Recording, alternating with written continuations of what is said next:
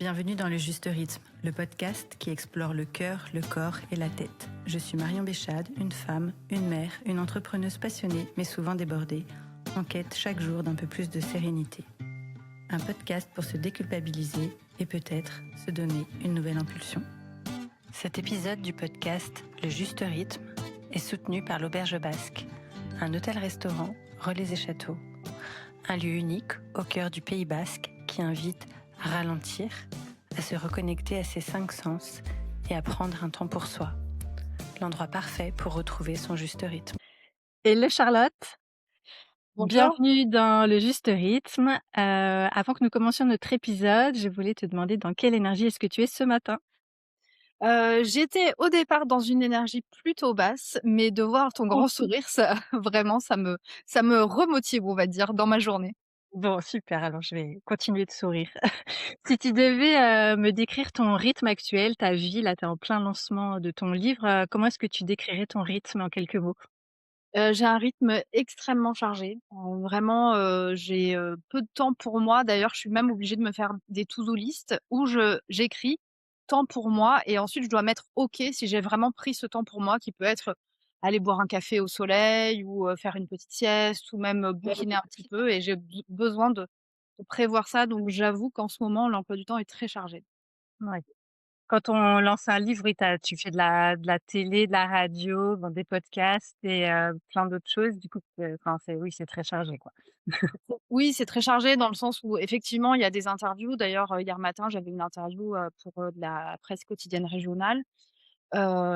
J'enchaîne, pas mal aussi les communications sur les réseaux sociaux parce que, il faut évidemment continuer à soutenir le message que je veux faire passer, Mmh. et faire aussi connaître le livre parce que le message que je veux faire passer est dans le livre. C'est Donc, pas bien. c'est un espèce de cercle vertueux, mais qui m'emmène sur toujours plus de communication autour de ces messages-là. Mmh. Si tu pouvais te présenter en quelques mots à des inconnus, qu'est-ce que tu nous partagerais? Bonjour, je m'appelle Charlotte, je suis une ancienne journaliste, mais je suis aussi une ancienne accro au shopping. J'ai été accro au shopping pendant 20 ans, sans vraiment le réaliser et j'ai eu un déclic en janvier 2025 et ça fait quasiment 1 an et demi que je travaille sur le sujet pour me libérer de cette addiction et j'ai mis des sous de côté. Tu vas nous pré tu vas nous partager tout ça, j'ai hâte. À quel moment est-ce que tu as commencé à questionner ton rapport au shopping, justement? Quand mon fils a été malade entre fin 2024 et début 2025 et là, en fait, j'ai eu un énorme choc émotionnel, donc qui a vraiment participé à ce déclic. Mais plus j'y réfléchis et plus je me dis je savais que j'étais accro au shopping, j'avais des comportements qui étaient très étranges, mais dès que la petite pensée, venait dans mon esprit, je la laissais de côté et je me disais: «De toute façon, quoi qu'il arrive, j'ai besoin de cette béquille qui est le shopping pour avancer dans la vie». Donc j'ai eu plusieurs petit déclic, mais un vrai gros déclic, en janvier dernier. Janvier dernier, ouais. Et qu'est-ce que le shopping, tu penses que ça venait chercher chez toi à l'époque quand tu parles de béquilles justement, qu'est-ce que ça venait compenser? Ça venait compenser une image de moi, qui était très, mauvaise depuis que, ben, je suis, toute petite, je j'ai réalisé que j'avais eu comment te dire? Un, une espèce de point de comparaison qui s'est créé, à l'école primaire pour moi parce que j'ai changé d'école. J'étais dans des quartiers populaires de Marseille, ça se Ah oui. passait très bien. Puis mon père a décidé de me changer d'école pour me rapprocher de son travail. C'était plus pratique pour lui. Je me suis retrouvée dans les quartiers sud et là, je me suis rendu compte que, bah, tout le monde, avait plein de choses que je n'avais pas, que je n'avais pas réalisé, que je ne les avais pas avant ça. Mmh. Donc je me suis, confrontée un peu à la réalité des classes sociales pour la première fois et en même temps, il y a quelque chose qui s'est passé, c'est que j'ai perdu ma maman et que tout ça mélangé, ça a fait que j'ai eu une image de moi-même qui a été, comment te dire? Très fragilisée. Mmh. Très fragilisée à ce moment et en fait, cette image, je l'ai jamais récupérée. J'ai toujours été en lutte pour faire comme les autres, pour être comme les autres en me disant: «Mais j'ai le droit» parce qu'après j'ai perdu mon papa à 18 ans donc je continuais à être dans cette dynamique, je peux être comme les autres, moi aussi je peux avoir de l'argent, je peux avoir du succès. Il y a pas de raison, c'est pas parce que j'ai vécu ça que je ne vais pas y arriver. Mais pour moi, y arriver, c'était paraître riche et pas Mmh. forcément être. Ouais, ouais, ça va être ouais, c'est fou. Dans quel moment de ta vie, au quotidien, l'envie d'acheter, elle est la plus forte? Enfin, elle était la plus forte, pardon. Hem, elle était forte tout le temps, en fait. Je me suis rendu compte récemment que il y a les mauvais moments, les moments où tu es fatigué, où tu es stressé, où tu es déprimé. Donc ces moments-là, forcément, ils sont là pour aller chercher le shopping.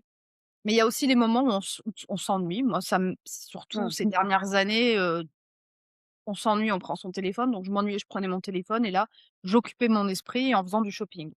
Il y a aussi les moments où on se sent bien, on veut se récompenser, tu vois? Et ça m'est arrivé aussi, super nouvelle au boulot, j'ai eu une promotion ou alors Ah j'ai oui. décroché j'étais journaliste, j'ai décroché cet article dans ce magazine fabuleux, ben, je vais me récompenser, je vais m'acheter une paire de chaussures ou en fait, tout était prétexte. C'est surtout ça, en fait. C'est pas que les mauvais moments, c'est pas que la fragilité, c'est aussi, Les bons moments, même quand l'estime de soi, elle est à fond, bah, on a envie de la rebooster encore plus. encore plus.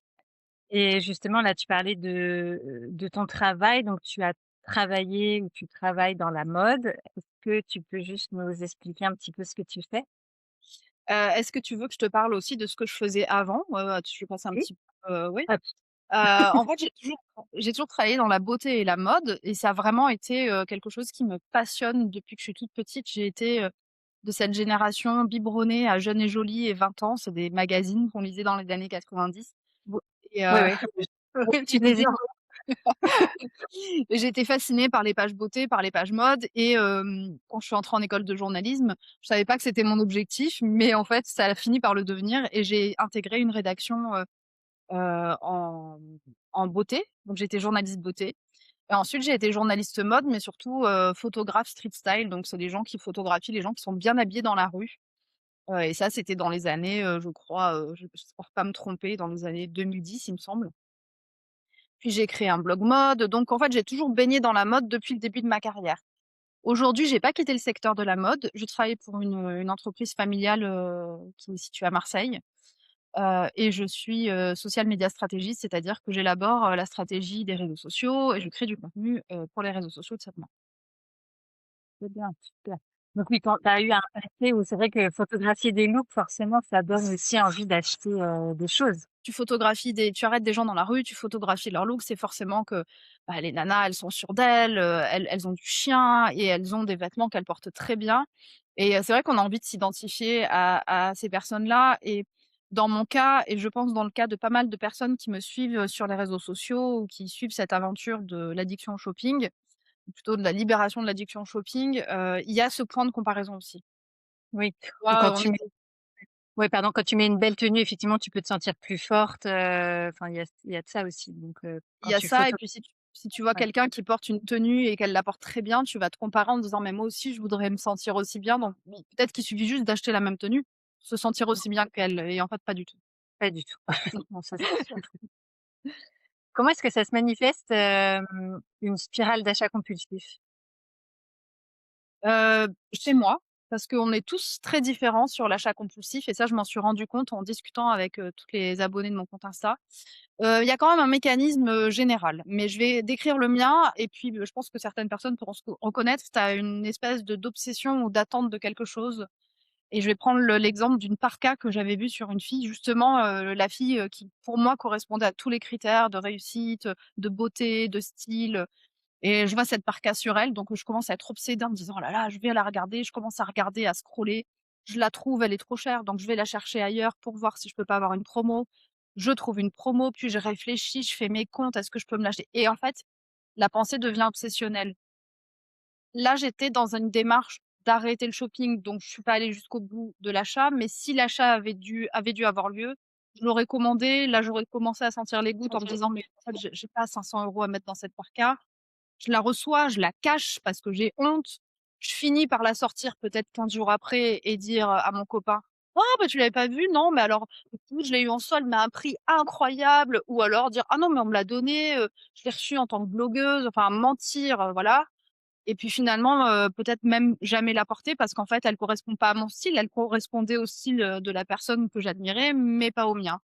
Donc tu passes Ouais, par l'obsession, la mise en danger financière, la dopamine aussi, hein, l'excitation évidemment. d'avoir, fais un acte d'achat et puis, après une phase de culpabilité de honte, là que je te raconte de façon drôle, mais qui peut être vraiment très, très, très pesante. Douloureuse, ouais, complètement. Mmh. Absolument. Comment est-ce que, l'achat, tu dirais que ça vient donner l'impression de résoudre quelque chose sur le moment? Pas après du coup, mais sur le moment, qu'est-ce que ça vient résoudre? Ouais. Ah, c'est un acte très facile, hein. Tu sors ton téléphone, tu sors ta carte bleue et tu peux t'acheter une nouvelle vie quasiment, tu peux t'acheter une nouvelle identité. Tu peux t'acheter du bien-être aussi, hein, parce que je parle beaucoup des vêtements, mais tu peux très bien aller dans Oui, une parfumerie et te faire conseiller et t'acheter pour 400 € de skincare en te disant: «Non mais attends, là, c'est vrai que ça a pendouillé un peu, il y avait des rides, mais alors à partir de demain, c'est terminé, je prends soin de moi». ouais, Donc ça résout tout en fait, c'est ça qui est et la société dans laquelle on vit est faite pour ça. C'est-à-dire que tu as un besoin, quel qu'il soit, il peut être résolu par un achat dans voilà. quel que soit le domaine de la vie.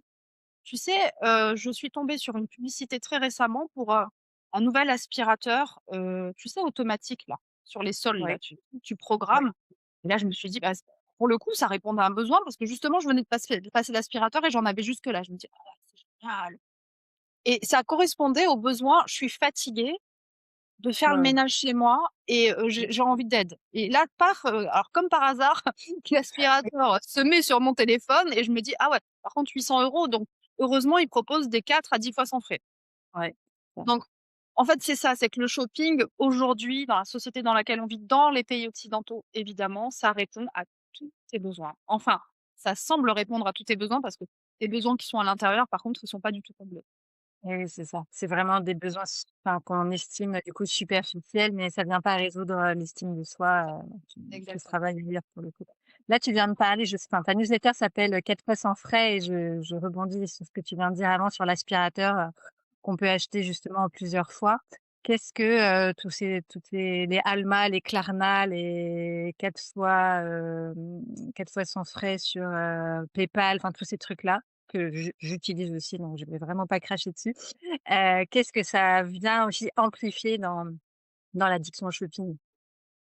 C'est une grande liberté. C'est une Ouais. grande liberté financière qui t'est offerte. C'est-à-dire Mmh. que, je sais pas, si, que tu sois femme de sac, que tu as envie besoin d'un aspirateur, que tu veuilles changer ton canapé ou que tu veuilles te prendre un voyage.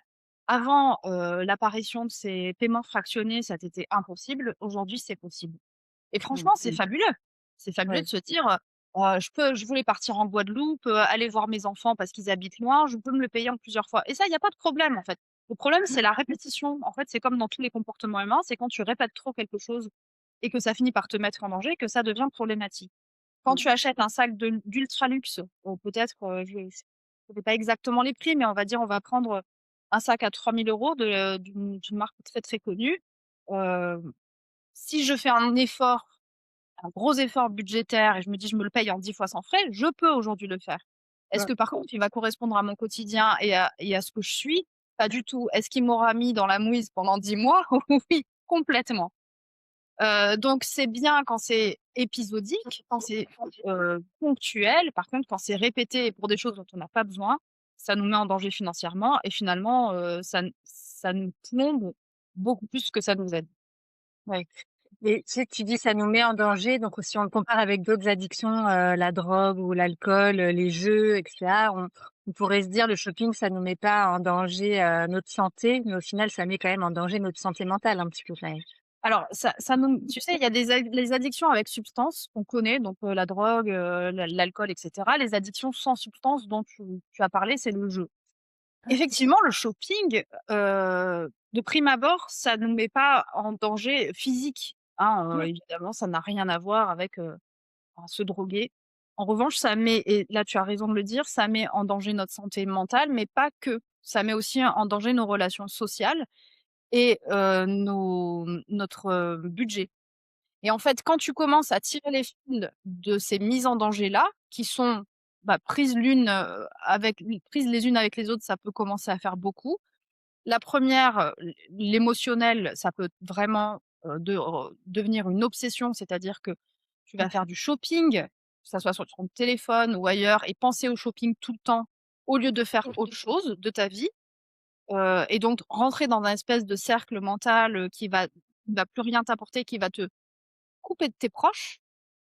Le mensonge, la culpabilité et les problèmes financiers peuvent aussi te couper de tes proches. Ça peut créer des grosses crises. D'ailleurs, j'ai des abonnés, qui connaissent aussi des séparations à cause de ça, parce que Je les sais. conjoints ne comprennent pas ce qui se passe et ne Mmh peuvent pas mh. aider parce que les mots ne sont pas posés sur ce qui se passe.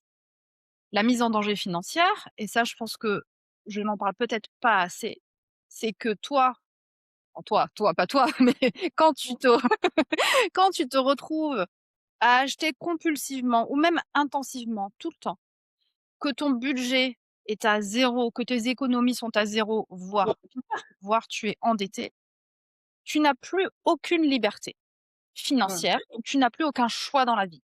Tu ne peux plus choisir où tu habites, tu es obligé, imagine tu te disputes avec ton compagnon, tu veux te séparer, tu peux pas. Tu n'as rien, tu ne peux pas même pas te payer une semaine de Airbnb. Tu ne peux plus choisir, tu es obligé de subir ton travail, tu ne peux pas te dire: «Bah, je vais prendre peut-être un mois pour réfléchir». Enfin, tu ne peux pas partir, ni en voyage, ni nulle part. Aller voir tes proches peut-être qui habitent, en Espagne ou au Maroc, j'en sais rien. Tu perds toute liberté.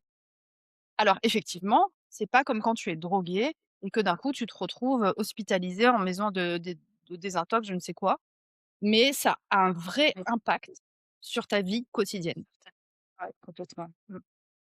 Et c'est important de le dire quand même ça, ouais.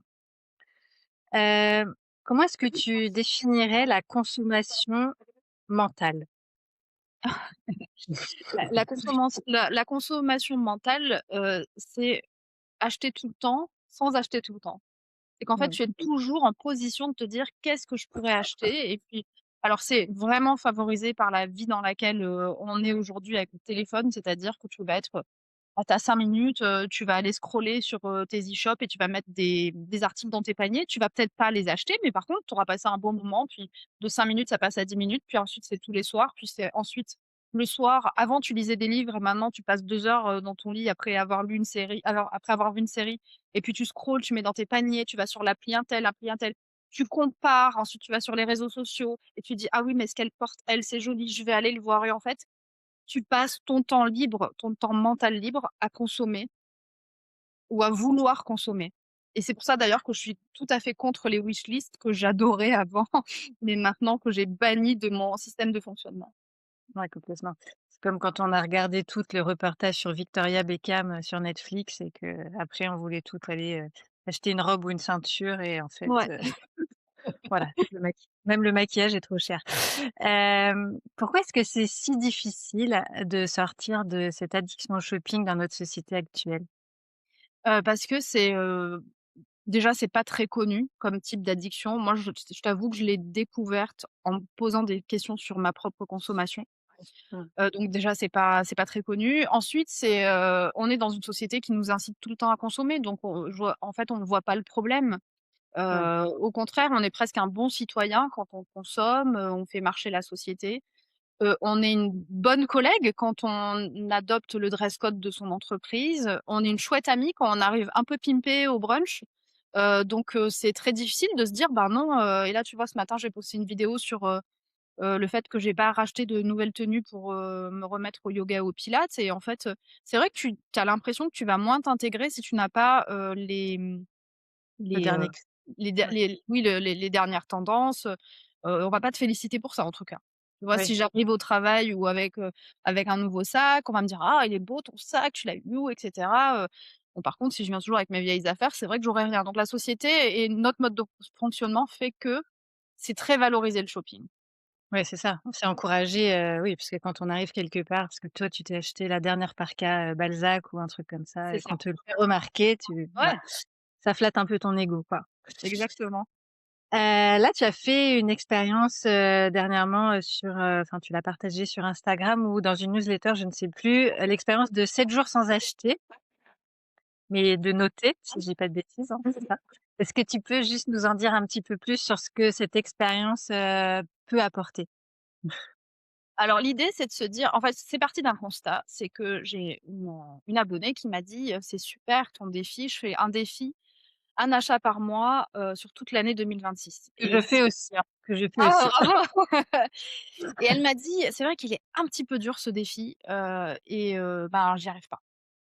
parce que, et ça, j'ai réalisé que pour arriver à ce défi, moi, j'en ai fait énormément en 2025 et début 2026, dont notamment, porter un short pendant 30 jours, cet été l'été dernier. Oui. Heu et ça, c'était quelque chose de très difficile et je crois beaucoup plus difficile que de ne pas acheter. Et donc je me suis dit: «C'est vrai que c'est bien d'avoir des défis un petit peu plus doux et surtout des défis qui nous permettent de réaliser qu'on est tout le temps dans la consommation mentale». Donc c'est un jour après l'autre se dire, je vais juste observer ce que j'ai envie d'acheter et le noter au lieu de les acheter. Évidemment, c'est une semaine sans achat quand même.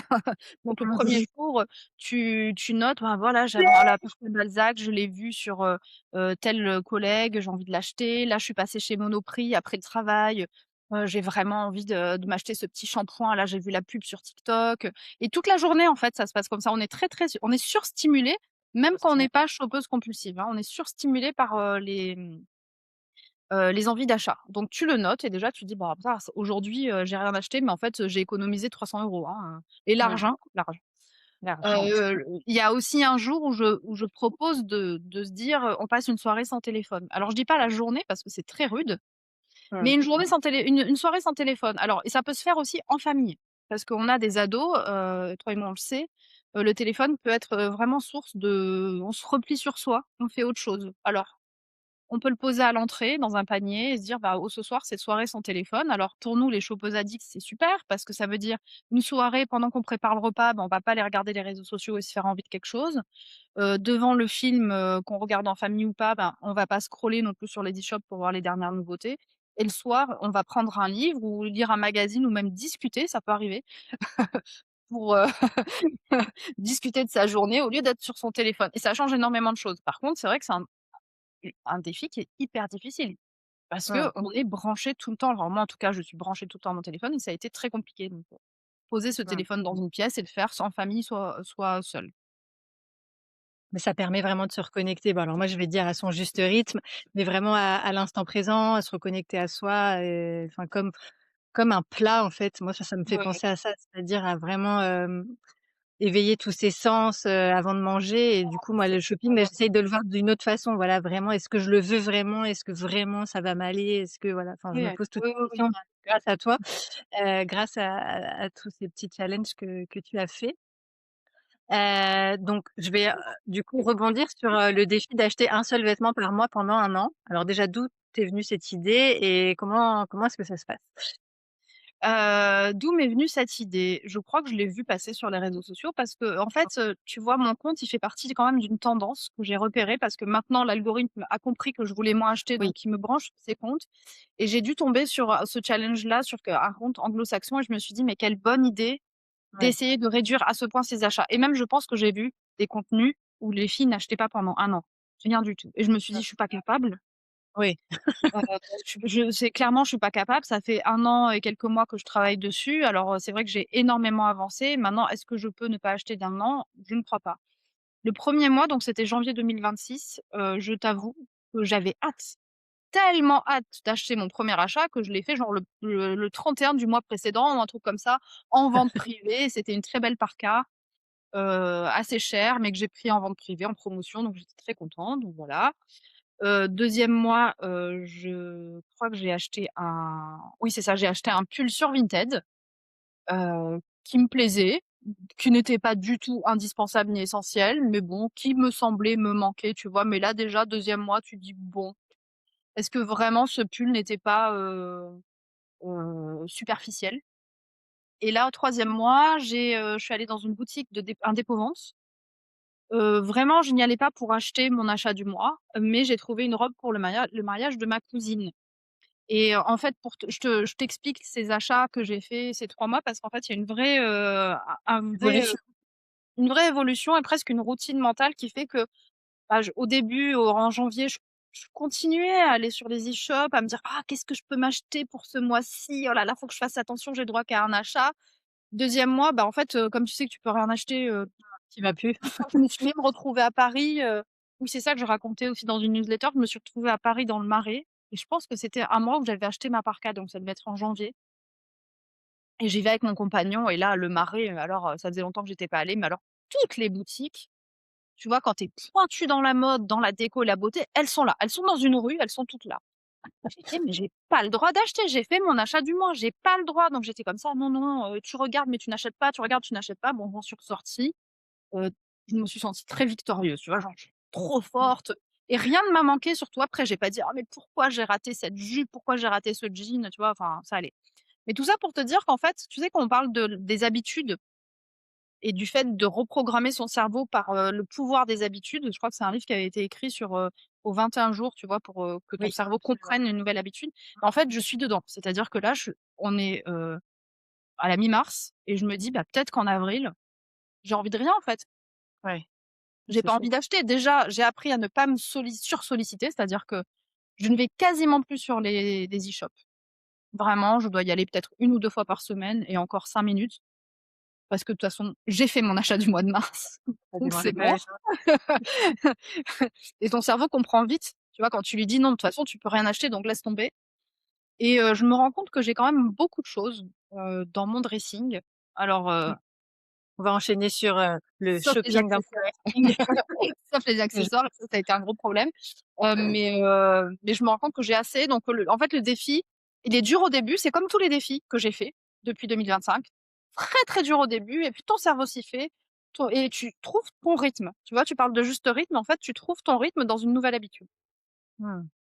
Est-ce que tu pourrais comparer ça, alors bon peut-être pas, mais genre à un régime, un truc un peu comme ça ou pas? Moi ça me fait cette sensation de Ouais, je pense qu'on peut comparer ça à un régime, sauf que je trouve que le régime est plus difficile. Alors je sais pas si c'est moi, mais par mmh, exemple, moi j'ai déjà fait, pas forcément, hein, tu vois, j'ai 47 ans, je viens des années 90, les régimes, enfin on a on été en a élevés tous fait, aussi bien sûr, voilà. et c'est q être addict au shopping, je comparais ça à manger des gâteaux et manger des pizzas tous les jours et ne manger que ça et puis d'un coup te dire: «Bon bah, va falloir arrêter» et au fur et à mesure, donc tu gardes une pizza par jour, mais le soir tu manges une salade et cetera et cetera. Donc oui, ça peut être comparé à un régime dans ce sens-là, puis à la fin, tu finis par manger des carottes toute la journée. Ouais. Sauf Non ou que un rééquilibre justement un rééquilibrage alimentaire. Moi ça me fait vraiment ça cette sauf sensation. que, dans c'est plus un rééquilibrage alimentaire qu'un régime parce qu'un régime où tu manges des carottes toute la journée, en fait, tu le tiens pas. Voilà. Oui et c'est ça et après tu craques. Donc Et tu voilà, c'est ça. craques et c'est trop fort, tu vois? Alors que le rééquilibrage alimentaire, en Ouais. effet, paraît-il, j'ai jamais réussi à en faire, mais apparemment, ça marche très, très bien. Ah, mais moi, ça me fait cette sensation justement, c'est pas trop raide de faire un achat par mois, mais je trouve ça très chouette et le principe du shopping dans mon dressing, moi je j'adore. Enfin, j'en ai fait mon mantra de 2026 en Ah, tout c'est cas, génial. grâce à toi.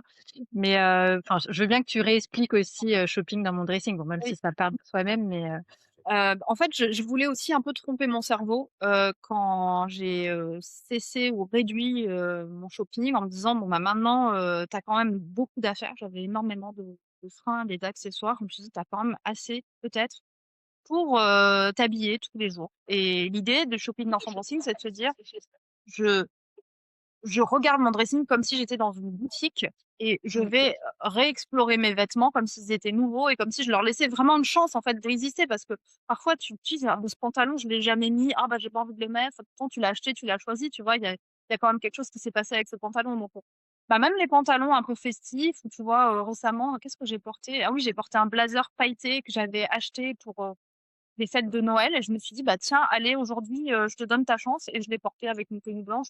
Bon, c'était un peu excentrique, tu vois, en plein mois de mars, mais ça passait quand même et moi je me suis plu avec. ouais. Donc l'idée du shopping dans son dressing, c'est retrouver, de l'envie et de la créativité avec ce qu'on possède déjà, sans aller Ouais. chercher à l'extérieur. Mmh.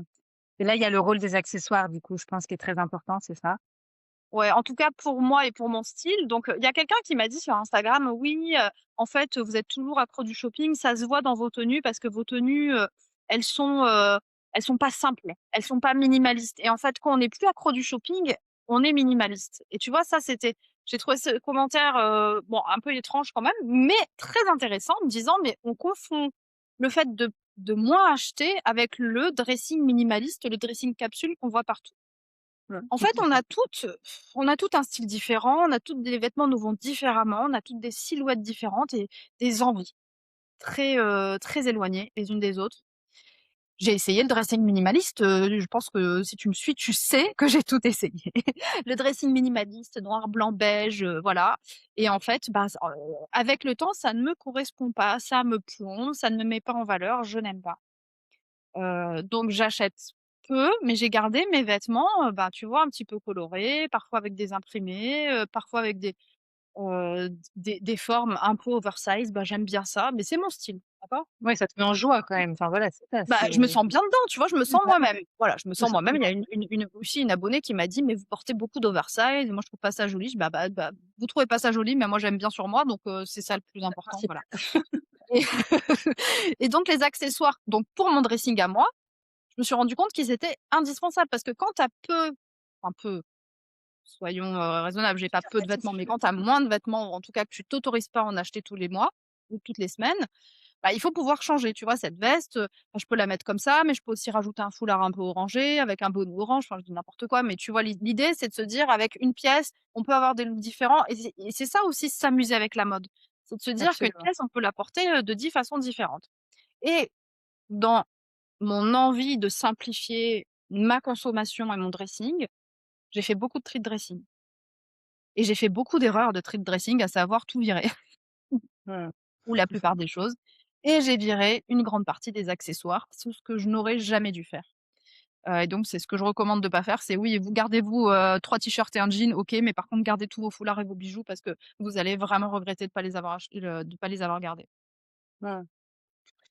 Et quelle est la part de désir qui te reste aujourd'hui quand tu achètes maintenant? Comment est-ce que tu analyserais ça? C'est une question très intéressante parce que le désir, c'est quelque chose qui se nourrit et moi je le nourris plus du tout, pour les vêtements. J'ai vraiment mis mon cerveau en mode on-off.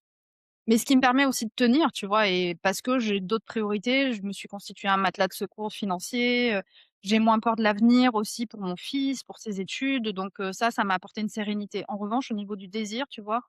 Là, j'avais envie d'une petite, tu sais ces petits tops, à dentelle, qu'on voit un petit peu que tu mets, en superposition, tu vois? J'avais envie, puis là, le désir est déjà reparti en me disant: «Bon, à quoi bon? Ça va durer une saison». Heu, donc je le place ailleurs maintenant que dans les Mmh. vêtements et dans la consommation de vêtements parce que, je n'arrive plus à le retrouver et j'espère le retrouver. J'espère que dans mon travail, personnel d'arrêter de surconsommer, je vais retrouver un jour le plaisir de désirer des vêtements, Ça les vêtements. pour m'habiller. Mais ça, c'est Mmh. pas encore revenu et je pense que c'est un autre travail aussi.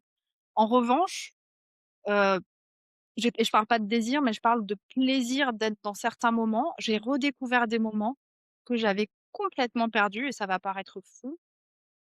J'ai réalisé très récemment qu'avec mon fils, on partageait des moments différents et je me dis: «Mais pourquoi je ressens ce bien-être, cette connexion et tout?» Et en fait, c'est que il vient à côté de moi, on parle, on échange sur le canapé. Par exemple, j'étais en train de regarder une série, j'arrête la série, il vient, il me parle et puis on échange et puis on se regarde dans les yeux et ça fait des moments très riches et je me dis: «Mais qu'est-ce qui a changé?» C'est qu'en fait, mon cerveau, il est pas avec l'onglet ouvert: «Mon Dieu, je voudrais cette parka». Il est pas avec, je suis pas avec mon téléphone à regarder: «Attends, je suis en train de faire autre chose, je peux pas te parler maintenant», même si ce autre chose n'était pas important. Donc je me suis reconnectée à la vraie vie, Mmh. reconnecter mon cerveau à la vraie vie et heu et ça me surprend. Vraiment, hein. Ce plaisir et cette sérénité et ce calme mental que j'ai récupéré et je ne savais même plus que je l'avais en moi. Tu l'avais, ouais, que c'était possible. Mmh. Et Bah est-ce et que je ouais. pense que je l'ai pas eu depuis, je sais pas, voilà 15 ans, 10 ans, 20 ans, Et est-ce que le fait d'avoir fait ce matelas financier aussi pour les études de ton fils, d'avoir, admettons 6 mois d'avance de salaire et cetera, est-ce que je vois ça a rien reboosté encore. est-ce que est-ce que ça a reboosté ton estime de toi? Non, ça c'est Non? pas ça qui a reboosté mon estime de soi, mais de moi-même, Ouais, mais on pourra en reparler. En revanche, ça m'a donné un point d'ancrage, tu vois? Je me sens ouais, moins fragile, j'ai moins peur. moins J'étais peur. tout le temps en OK. fait, je vivais un peu dans l'urgence et dans la peur en me disant: «Mon Dieu, comment je vais faire pour payer la prochaine facture?» Et je pense que même mon cerveau était un peu accro à ce sentiment d'urgence et de se dire: «Mais comment je vais faire vite? Il faut que je récupère un contrat parce que je suis freelance». et du coup, je me mettais dans un espèce de cercle vicieux où je devais toujours récupérer de l'argent parce que j'en avais pas. Donc ça, je l'ai plus et j'ai calmé mon cerveau sur ça et je suis plus ancrée. J'ai moins peur de quelque chose qui pourrait m'arriver et que je ne pourrais pas assurer. Tu vois, c'est quand même tout bête, mais je me dis, là, dans le monde dans lequel on vit, qui est très anxiogène, avec Mmh. les guerres, les bombardements et de plus en plus, on a l'impression que ça arrive de plus en plus.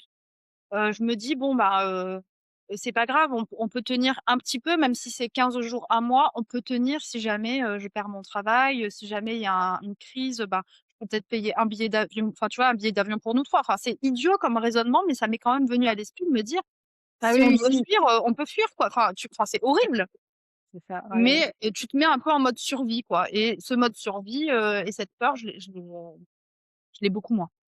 Tu l'as calmé comme ça. Et du coup, l'estime de toi, tu l'as retrouvée grâce à quoi exactement, tu dirais? Je pense que c'est tout un chemin qui s'est fait. Où, déjà le fait de ne plus acheter de tendance, de ne plus arpenter les magasins à la recherche de mon moi futur ou fantasmé, ça m'a remis dans mon Mmh. moi présent. Tu vois, tu es plus en Mmh train de mh. te projeter tout le temps dans d'autres vêtements. Maintenant, je suis moi, j'ai mes vêtements et je m'habille moi, pas une fille qui, serait, N'existe pas. tu vois? Moi, j'étais vraiment très, je veux être une nana comme dans Le Diable s'habille en Prada, tu vois? Ça, c'était mon fantasme, dans lequel je me projetais tout le temps. Bah, finalement, je me dis: «Non, bah, je suis Charlotte, je travaille à Marseille, je suis maman, enfin mes courses chez Lidl», tu vois? Enfin, je et ça va quand même. Tu Ça vois? va J'ai quand plus même. besoin de ouais, j'ai plus besoin de et parce que je me compare aussi beaucoup moins et il y Mmh. a aussi, je pense, il y a pas que l'addiction au shopping, il y a aussi, toute cette réflexion que j'ai fait sur moi-même et qui est aussi dans mon livre, tu vois? Où on se dit: «Il faut aller chercher aussi». Faut aller se chercher soi, parce que parfois on se perd dans la consommation et dans le monde extérieur sans aller se chercher soi. Ouais, pour Et on pas y aller, a un même. thérapeute aussi, hein. Oui, oui, pour non, mais c'est ça, pour pas y aller peut-être. Enfin, tu vois, on n'a pas envie d'aller, vraiment se Oui, regarder ouais, ouais, ouais. dans Ah bah, tout à fait, ouais. est-ce que tu dirais quand même le fait donc moi je vais avoir 45 ans, est-ce que tu dirais quand même que voilà à 40-45 ans, on passe quand même des caps, avec tout ça et que ça aide aussi à rebooster un peu l'estime de soi? Oui, on passe des caps. Alors moi, j'ai 47 ans et je suis en train de passer le cap de, bah, tu es plus une jeune fille, bah, tu peux plus porter les mêmes fringues. Mais alors c'est pas forcément parce que j'ai grossi, mais le corps est différent, puis, tu pas envie de le présenter de la même manière aussi parce que tu pas envie de te sentir, ou engoncé ou serré, tu as juste envie d'être à l'aise donc il y a de Ouais, ça et il y a ouais. aussi que la vie t'a appris beaucoup de choses, au cours de toutes ces années. C'est-à-dire que tu as déjà vécu ta vingtaine, où, tu portais, des fringues, de telle façon, puis ta trentaine, puis ta quarantaine et là tu arrives sur une période de ta vie où, bah, tu as moins envie de prouver des choses aux autres, en fait. Tu Voilà, vois? c'est ça. Enfin, je sais pas comment toi Ouais, tu le vis, mais moi je suis moins dans la démonstration et je pense que ça m'a aidée dans ma réflexion. ouais, c'est ça. Moi, je suis plus aussi dans le confort des fringues plutôt que dans la démonstration, voilà. Mais c'est intéressant de lier les 2, je trouve, que tu arrives à ce moment-là de ta vie, enfin de nos Ah vies. oui. Ouais, ouais. Quel conseil, quelle question tu dirais à quelqu'un, qui est, on va dire, accro au shopping, mais quelle question se poser avant de craquer? C'est dur. C'est dur parce que tu sais, on parle souvent des méthodes, la méthode Bisou pour la citer, où on doit s'interroger sur: «Est-ce que j'en ai besoin?» Et en Ouais, fait, le problème, des accros au shopping, c'est qu'en fait, elles n'en ont jamais besoin. Donc c'est pas une question que tu vas te poser. Hem, je pense qu'il faut pas se poser forcément de questions avant d'acheter quelque chose. Je pense qu'il faut, si tu es toujours dans cette, compulsion, dans cette addiction très forte au shopping, je pense qu'il faut partir et il faut arrêter. C'est-à-dire qu'il faut pas que tu te dises ou tu commences à trouver, des à te créer un besoin parce que si, par exemple la parka, tu vois, de janvier que j'ai acheté, j'en avais pas besoin en vrai.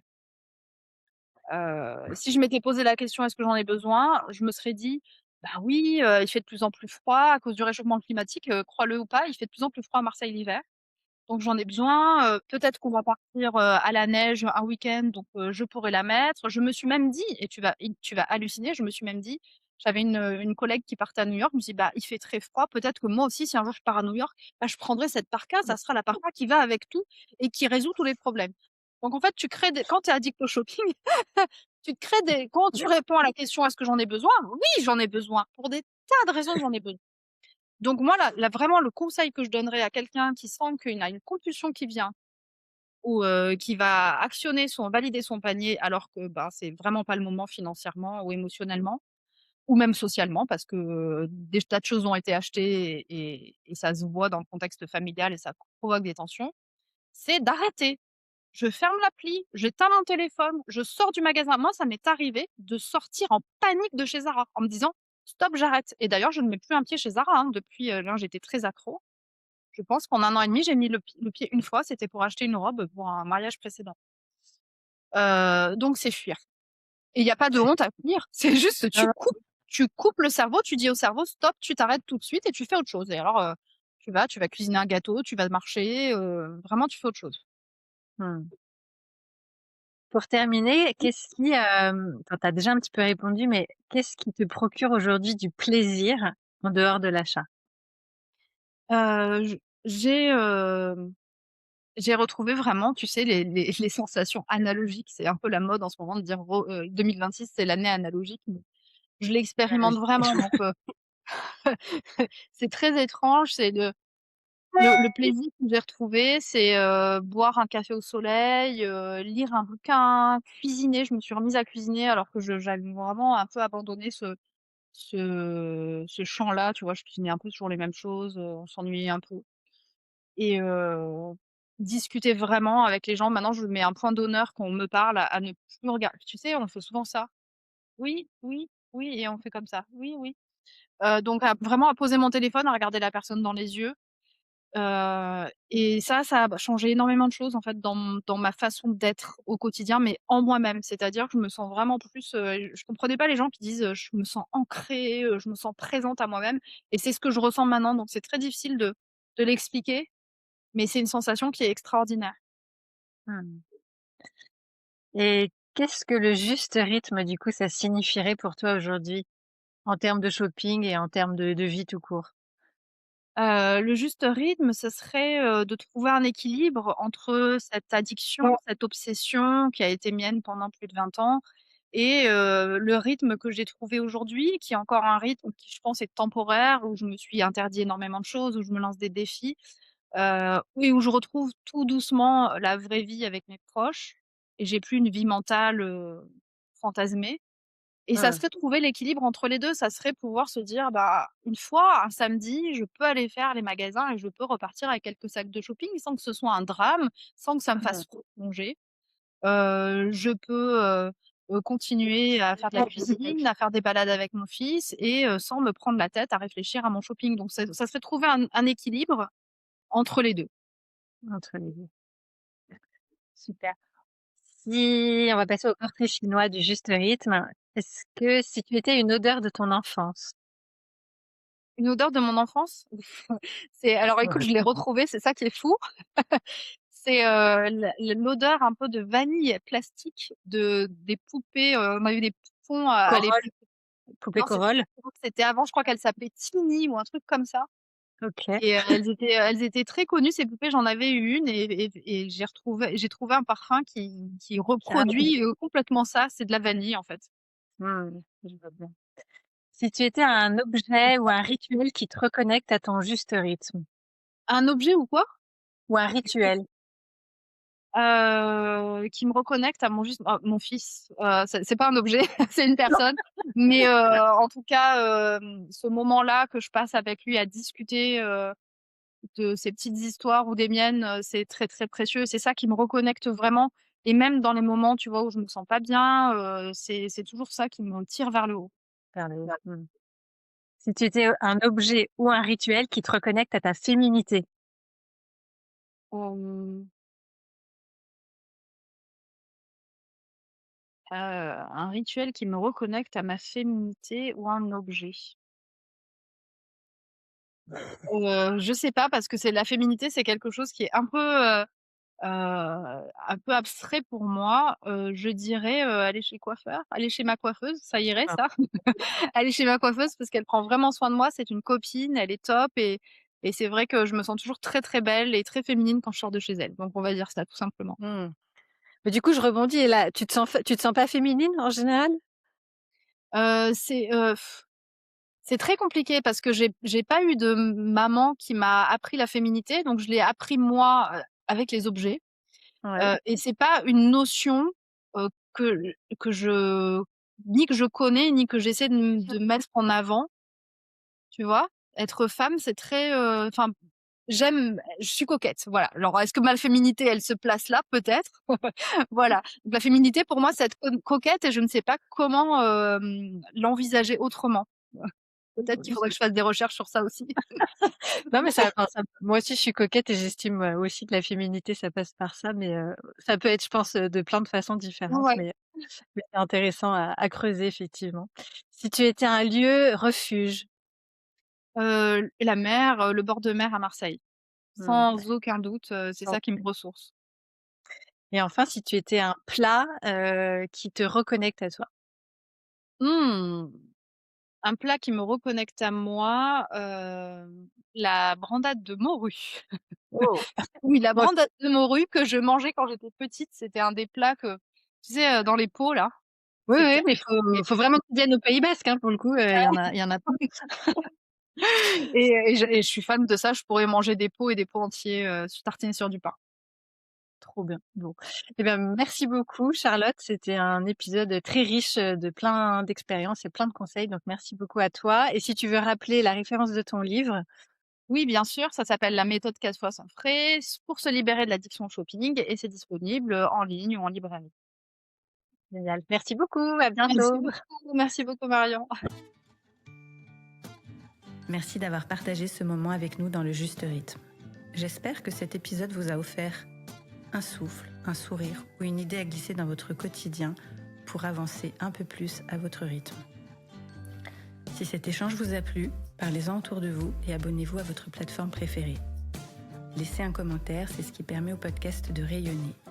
Pour découvrir d'autres épisodes ou me contacter, rendez-vous sur le juste rythme. Et si une femme inspirante vous vient à l'esprit, écrivez-moi, elle pourrait être ma prochaine invitée. À très bientôt, et d'ici là, prenez soin de votre cœur, de votre corps et de votre tête.